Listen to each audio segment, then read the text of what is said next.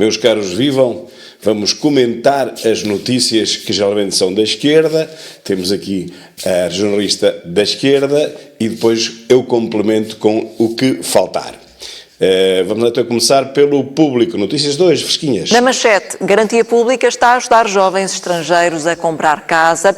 Foi uma medida criada pelo Governo e a forte procura deve esgotar rapidamente o plafond existente para esta medida de ajuda do Estado.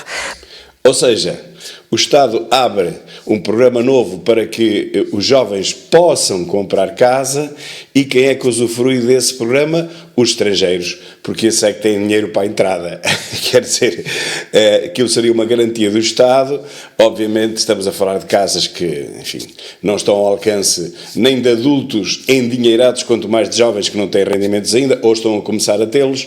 A verdade é que os estrangeiros, os estudantes estrangeiros, os jovens estrangeiros atiram-se a este programa como gato a bofe e, portanto, é mais uma inutilidade absoluta, mais uma daquelas a que os últimos governos do PS e do PS2 nos vêm habituando. Portanto, mais um tiro no pé. No centro de página, atenção para as pessoas em situação de sem-abrigo. É uma reportagem do Público que olha para o caso de Lisboa, que tem um quarto dos sem-abrigo, estão mesmo na capital, e também dá conta da Santa Casa, que vai abrir um novo centro de alojamento temporário. Portanto, no país mais pobre da dita Europa desenvolvida, o país em que o Presidente da República há 9 anos garantiu que se iria acabar com o sem-abrigo até 2022, depois era até 2023, a verdade é que estamos em 2025 e o número de sem-abrigo quadriplicaram, ou quadruplicaram, como quiserem. Portanto, multiplicaram-se por 4. Não se acabaram, não se acabou com o sem-abrigo, não se parou, pelo menos, o seu número, não, multiplicou-se por 4. E é esta a nossa sina, é esta a qualidade dos nossos governantes e também do nosso Presidente, como é óbvio. Na manchete de fim de página, a notícia que marca também a noite política portuguesa. PS avança com comissão de inquérito obrigatória a Montenegro e ameaça com uma moção de censura. Ameaça com uma moção de censura, mas antes disso vai fazer render o peixe. Vamos ter aqui uma telenovela que vai durar até ao final do ano, uma comissão de inquérito vai demorar meses, são os meses necessários para que depois o Presidente da República já não consiga dissolver a Assembleia da República, portanto fica de pés e mãos atados. Restar-lhe-ia demitir o Primeiro-Ministro, mas isso também não fará, porque o PSD também não apresentará outro candidato a Primeiro-Ministro. Portanto, o que se conseguiu fazer aqui foi empatar. O PCP deu o primeiro passo para se empatar este problema, para se continuar perpetuamente este problema, e o PS, que podia também ter terminado já dizendo, sim senhora, vais apresentar uma moção de censura, pois nós vamos votar, porque este governo realmente merece censura, acreditar no que ele diz todos os dias, mas depois na prática, a conversa depois na prática transforma-se noutra coisa completamente diferente. Em vez de votar favoravelmente a tal moção de censura do PCP, já que o governo merece censura, não. Primeiro vamos a uma comissão de inquérito, vamos fazer render o peixe aqui ao longo dos próximos meses e depois logo se vê o que é que se vai descobrir mais e, pelos vistos, vai-se descobrir muita coisa mais. Mas já não era necessário descobrir muita coisa mais. Aquilo que se sabe neste momento é mais do que suficiente para que este governo caia, para que este Primeiro-Ministro caia de vez, porque isto é mal demais, isto remete-nos para o tempo de Sócrates e nós não queremos voltar ao tempo de Sócrates, para não? Também no Público, olha-se para a língua portuguesa numa altura em que há um grupo de trabalho que quer melhorar o acordo ortográfico, vai olhar para este acordo numa reunião em Cabo Verde, que já aconteceu, e vai decorrer ainda outra em abril. O acordo ortográfico, como sabem, tomou forma de lei, mas nunca foi respeitado por muita gente, a começar pelo Presidente da República, que nunca o respeitou. Não segue o novo acordo ortográfico e não foi assinado sequer pelo Brasil, salvo erro. Portanto, não passou de mais uma manobra para estes amigos andarem a correr o mundo em cimeiras, em discussões, em encontros, enfim, andam a entreter-se com o dinheiro dos países.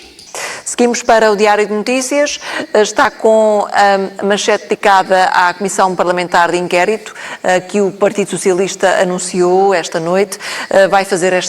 O objetivo é fazer esta Comissão de Inquérito à empresa de Luís Montenegro para defender o regime.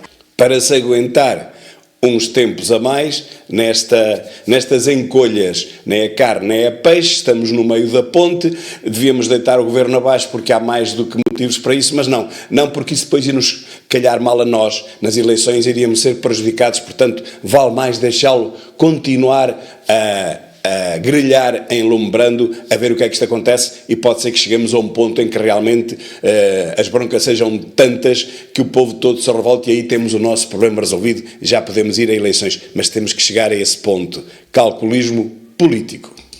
A crise política é ainda uma linha para Marcelo Rebelo de Sousa, que se mantém em silêncio e só pretende quebrá-lo depois da moção de censura apresentada pelo PCP. Com certeza que se recordam, se não se recordam, se ainda não viram, vão ouvir agora. O nosso o Presidente da República ficou muito triste porque o nosso Primeiro-Ministro, agora sim, não lhe ligou antes de falar ao país no sábado passado. Ele estava à espera que Montenegro lhe ligasse, a Marcelo, mas Montenegro não quer saber de Marcelo para nada, como sempre mostrou desde o início, aí ele é coerente, e não lhe ligou. Bom, e no final da sua alocução, da sua comunicação ao país, de sábado à noite, aí sim, passado meia hora ligou-lhe. O que é que aconteceu? Marcelo não atendeu o telefone. Parecem duas crianças com birras. É isto que nós temos na nossa política. A primeira e terceira figuras do Estado com uma birra em que um não ligou, mas depois, quando quis ligar, o outro não atendeu. Autênticas crianças, é isto que nós temos em Portugal. Ainda no DN, Bruxelas estende a mão à indústria automóvel com alívio nas metas ambientais. Isto é importante. Alívio das metas ambientais quer dizer pôr um freio nesta doidice das energias renováveis, porque senão não vendemos, senão vai tudo à falência. As grandes indústrias europeias, nomeadamente a francesa e a alemã, vai tudo pelo cano abaixo. Portanto, vamos pôr aí um travão nas metas loucas, nas loucas metas ambientais, para ver se mantemos estas centenas de milhares, talvez milhões, de postos de trabalho. Caso contrário, vai tudo à falência com a loucura das alterações bimbáticas. As obras do metro do Porto já revelaram achados arqueológicos, para ser mais precisa, 380 mil peças arqueológicas devido às obras no metro do Porto.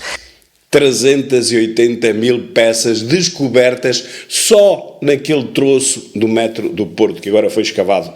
Lembra-me o grande historiador José Hermano Saraiva, que dizia e disse-o por mais de uma vez nos seus vídeos, que em Portugal basta escavar 1 metro abaixo do solo que se encontra sempre qualquer coisa arqueológica. Encontra sempre algum vestígio, encontra sempre uma réstia de história. Realmente somos um país riquíssimo em história, mas nem com isso aproveitamos. Temos 9 séculos de história, mas antes disso ainda havia muita gente que cá estava, antes de Portugal. E, portanto, não se pode fazer um buraco, meus caros, não se pode cavar a meio metro que não apareça algum achado arqueológico. Portanto, isso, por um lado, é muito bom, por outro lado, impede que as obras avancem no ritmo normal. É isto que temos. Há ainda destaques para os Estados Unidos, com contestação nas ruas e nos tribunais. É tudo por causa do Doge de Elon Musk e o objetivo é travá-lo. Resta saber se será possível fazê-lo. É a pergunta que o DN faz na edição desta terça-feira. Querem travar Elon Musk porque Elon Musk preconiza que os Estados Unidos abandonem a NATO, inclusivamente. É claro que isto é um bluff, é claro que isto é um jogo de póquer, é claro que isto é uma chamada de atenção para os europeus que gostam muito da NATO, mas não gostam de pagar para a NATO.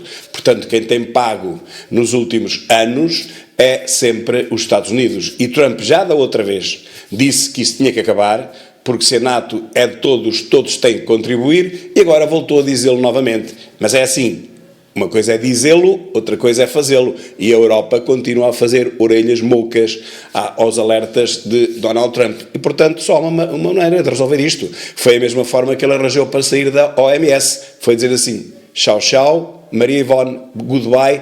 Quando quiserem alguma coisa, nós estamos aqui. Mas para isso não vai nem mais um cêntimo.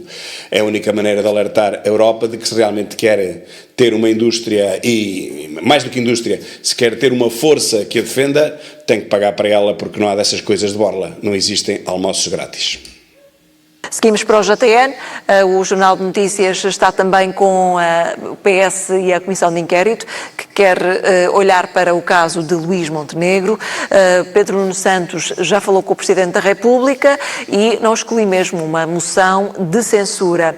Há nota também para a PGR, que já está a averiguar uma denúncia anónima contra o chefe do Governo, que pediu já também uma auditoria às suas próprias contas.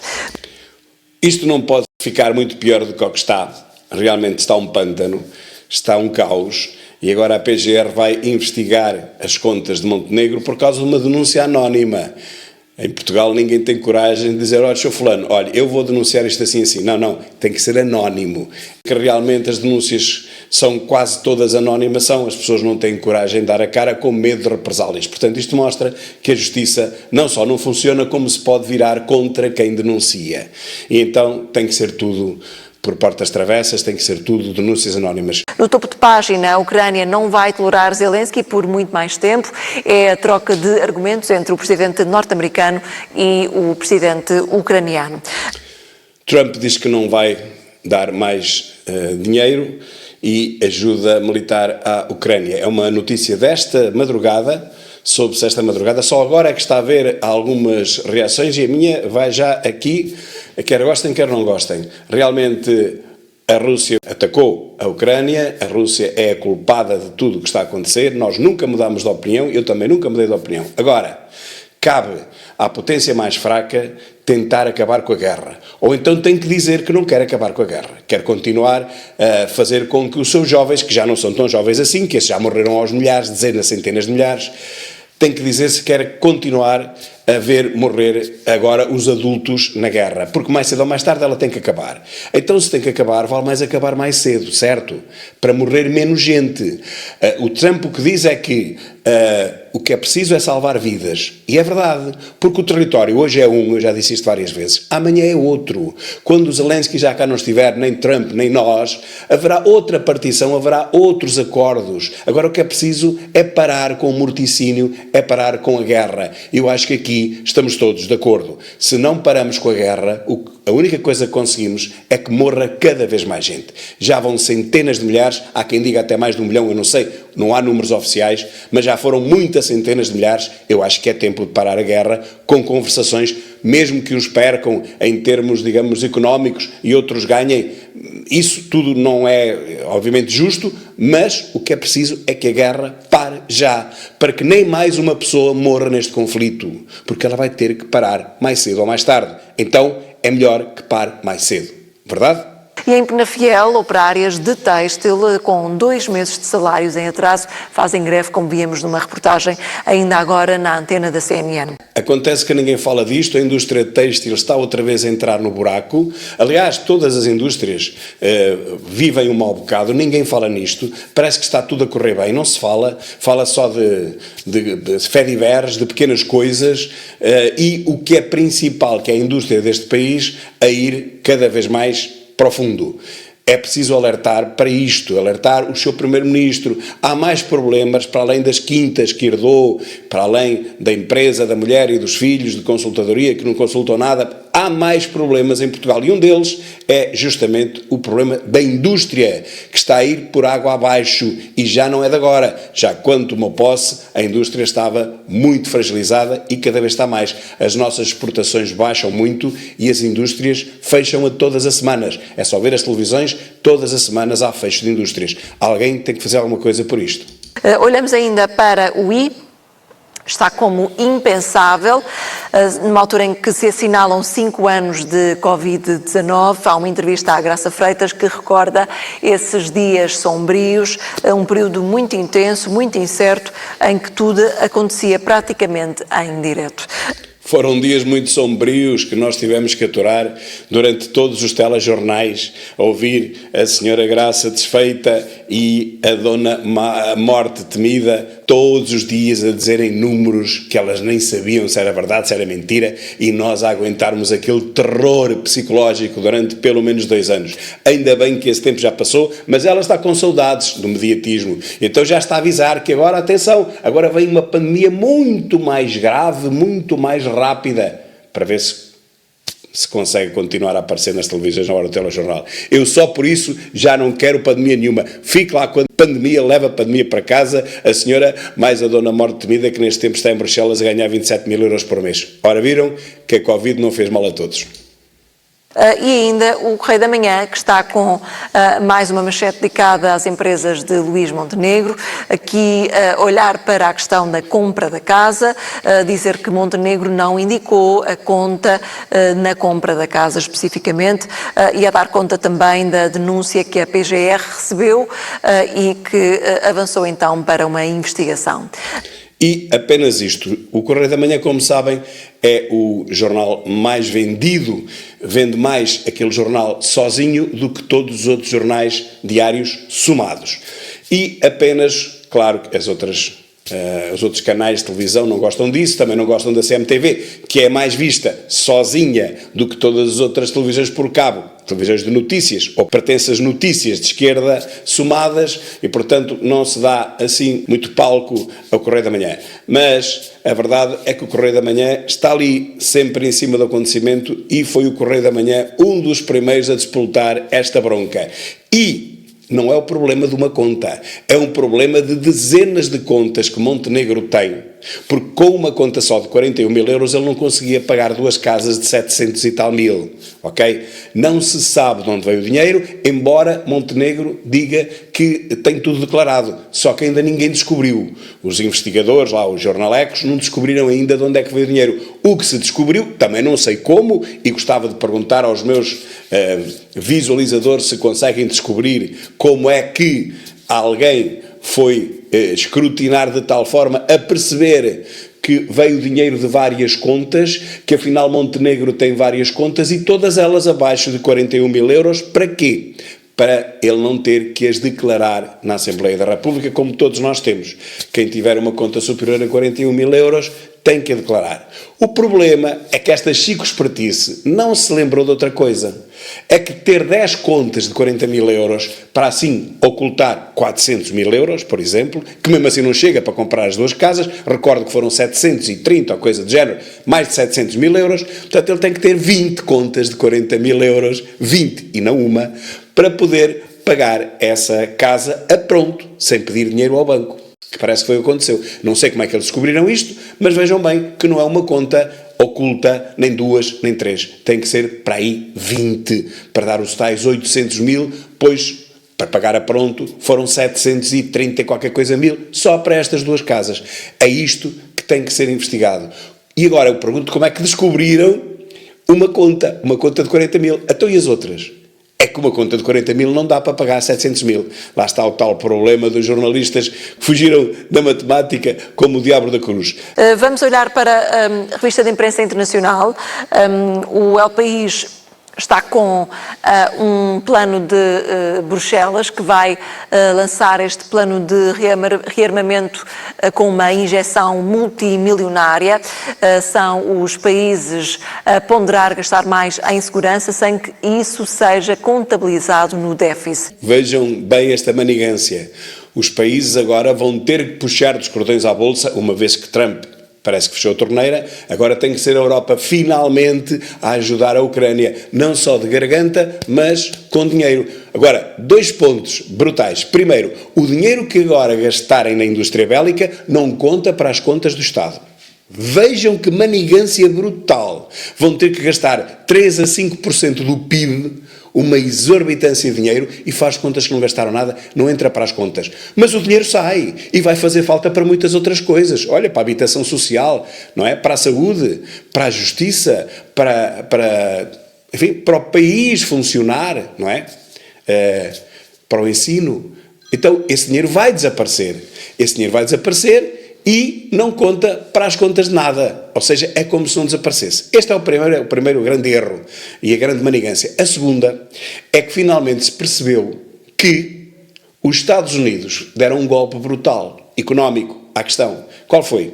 Em vez de continuarem a dar milhares de milhões à Ucrânia por ano em armamento, bem sabemos que o armamento é americano e, portanto, as fábricas estão a produzir, mas a verdade é que esse equipamento estava a ser doado, não era vendido, era dado à Ucrânia.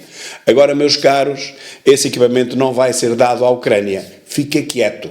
O que é que vai acontecer?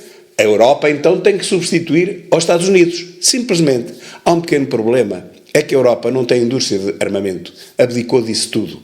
Então, o que é que a Europa ainda tem? Dinheiro. Dinheiro que vai ser sorripiado aos cofres do Estado, de forma a que não se perceba que foi realmente tirado lá para pagar a indústria bélica. E a indústria bélica qual é? É europeia? Não, porque não existe. Então qual é? É americana. Vejam o que aconteceu. O que este gênio deste Trump, que o chamam de tudo, o que ele conseguiu. Conseguiu não só parar com a doação de material bélico à Ucrânia, como agora vai vendê-lo. E agora vai ganhar dinheiro, muito dinheiro, com aquilo que antigamente dava de borla. Percebem? Não só estancou e ficou prejuízo por aí, não. Para além disso, vai agora vender aquilo que antes dava. É ou não é um golpe de gênio? É brutal. Ficamos por aqui, meus caros. Continuamos no próximo vídeo. Muito obrigado.